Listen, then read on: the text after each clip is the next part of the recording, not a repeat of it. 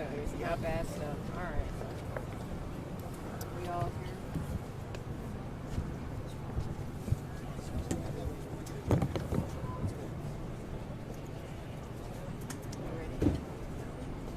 Okay, Commissioner, what has happened? So at about 1:30, 1:25 this afternoon in the 1300 block of Pike Street, a 46-year-old off-duty police officer, a 13-year veteran, was shot multiple times in each of his arms.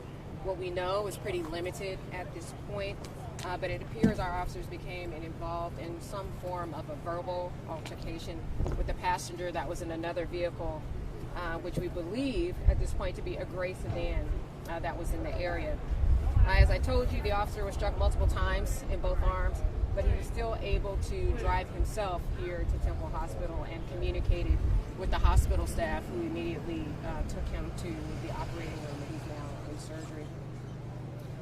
We had the opportunity to speak with the officer's family, who was here on location, and, you know, quite frankly, we're just lucky. We're very, very lucky. While we were here, it just so happens that there was a 40-year-old woman that was killed and transported here and was pronounced here at the hospital. It's no secret that we've had a very rough week. There's a lot going on. We talked even yesterday about the 14-year-old that was shot, about the Temple student that was shot, about the 16-year-old that was shot. But the good news is that not only is this officer going to be okay, but we're chipping away at this. And I can turn it over to Commissioner Nash. We're going to share with you that we've actually made some key arrests in some of the cases that I just mentioned, and we've also identified some others. Good afternoon, everyone.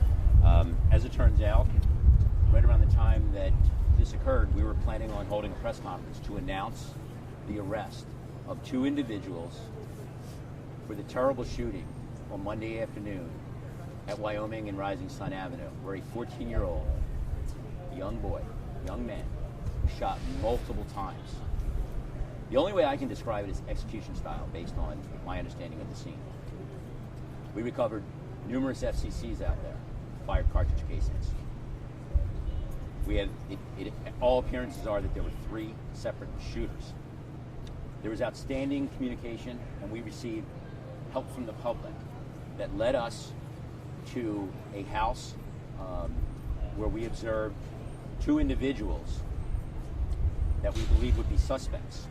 Those individuals were taken in for questioning, and as a result of around-the-clock work, we have obtained enough information to charge the two individuals that we took into custody on Monday early in the evening.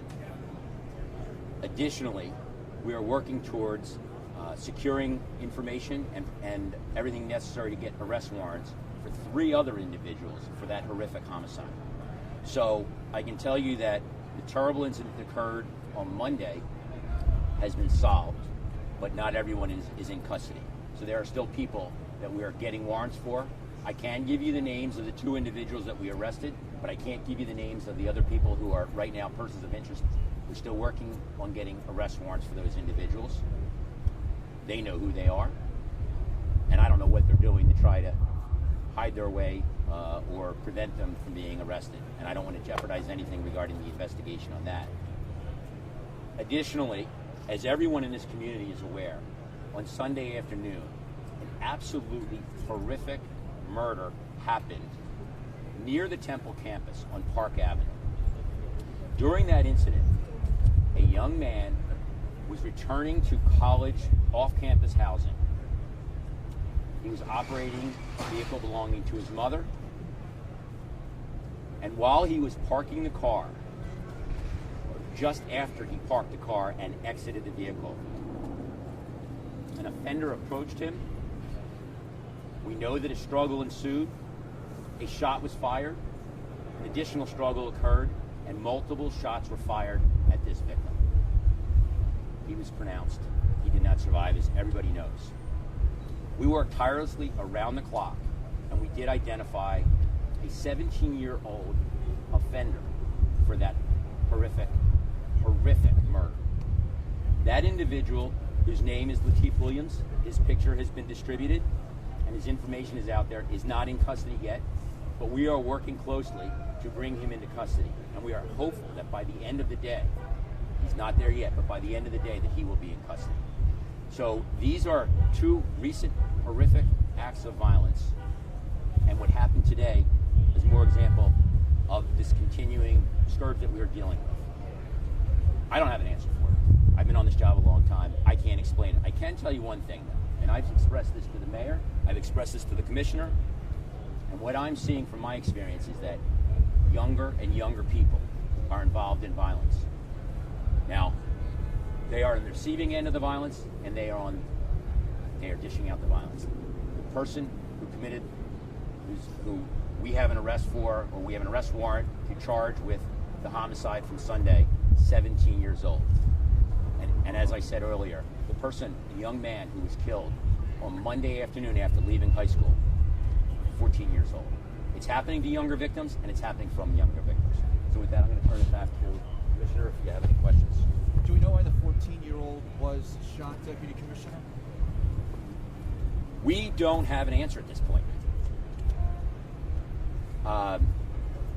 Until, and perhaps unless, one of the individuals responsible for that shooting is going to tell us why in the world 3 20-something-year-old individuals would track down and shoot an unarmed and defenseless 14-year-old. We have no specific direction at this point. We're exploring all possible options. There was talk about a fight at high school. We don't know if that's the case. We don't know if that's... We find it hard to believe that that could be the reason that a 14-year-old gets killed by 3 21 or 22-year-old shooters. I was asked about social media beefs yesterday. Right now, we don't know. Is it possible? It's definitely possible, because what we do know at this point with all of this violence is that social media is driving a lot of the violence. People are saying things and somebody else is angry about it, and then they're coming at those people. Now, could that drive 3 individuals to gun down an unarmed 14-year-old? I have no idea. I really don't know at this point. We will do everything we can to uncover the motive behind that terrible shooting. Any comment on Lateef Williams' criminal history, the fact that he was arrested for carjacking just in August? I can confirm that that's accurate. I can't say anything more about what happened to the case or why he was out on the street. I am aware that the case was at one point dropped, and he was no longer in custody. He was no longer under house arrest, and he was out. Do we have reason, and do we have enough to charge him with additional carjackings? Yeah, we're going to charge him with the additional carjackings. Do we think he was responsible for the carjackings that were happening in that area? Yes, we do. Mr. Mayor, can we have a moment of your time? I mean, I'm just thankful that our office is going to be okay. We're working hard. Our officers are working very hard every day to take guns off the street. We've taken, by the end of this year, probably 6,000 plus guns off the street. We're working very hard to lock people up who are carrying illegal firearms. We're working with our federal partners to try to take down the people who are selling these weapons to people.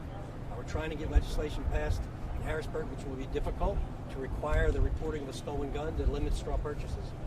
All of these things come together together and create a situation that is what we're in now.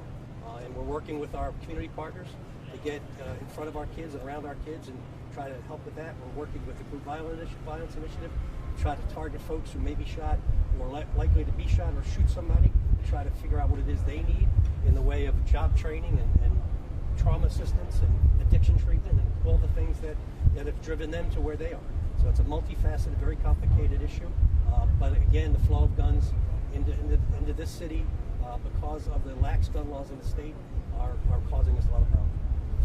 John McNesney was out here a little bit ago, said it's time that there's been enough press conferences, it's time for old-fashioned police work done the right way. What is your response to that? I think it define old-fashioned police work done the right way. I don't know what he meant by that. All I know is the new-fashioned police work, they're working hard and they're putting themselves in harm's way. We had 2 officers shot, 4 officers shot at, 1 officer severely injured, 1 almost killed, from a guy who was formerly a mental patient who had an AR-15 with 3 full clips, shooting at our officers with bucks. There's something wrong with that combination. There's something wrong with that imbalance. No one should have an AR-15, period. You want a hunting rifle? Fine. You want a gun to protect your house? Fine. But you should not have that weaponry. It should not be available. And our officers are in harm's way because of it, and our citizens are in harm's way. So we'll continue doing everything we can do And our brave officers will do everything they're doing, but we're going to need some help from the federal government and state government. Mayor, how do you keep the people of Philadelphia hopeful after a week like this one? I mean, it's only Wednesday. No, I understand why people are concerned, why people are upset. This is something that's going on around the country and just every major city in the country. It is probably a result somewhat of the pandemic and being cooped up for a year and a half. We've doubled the domestic killings, domestic killings in homes. A lot of that has to do with the fact that we've gone through, but all of it has the fact to do that you can get a gun faster in Pennsylvania than you can get a driver's license. You have to take a written test, a driving test, you have to have insurance. To buy a gun, you need none of that. State and federal help. What do you mean by that? Well, ATF, FBI, working with us to go to these gun shows and figure out who's buying these guns and bringing them into cities and selling them, selling them for the trunk of their cars. And also working with them to take some of these cases federal. We're hoping the U.S. Attorney's Office will help us by taking some of these folks off the street in pretrial custody. That'll help keep them from retaliating against each other.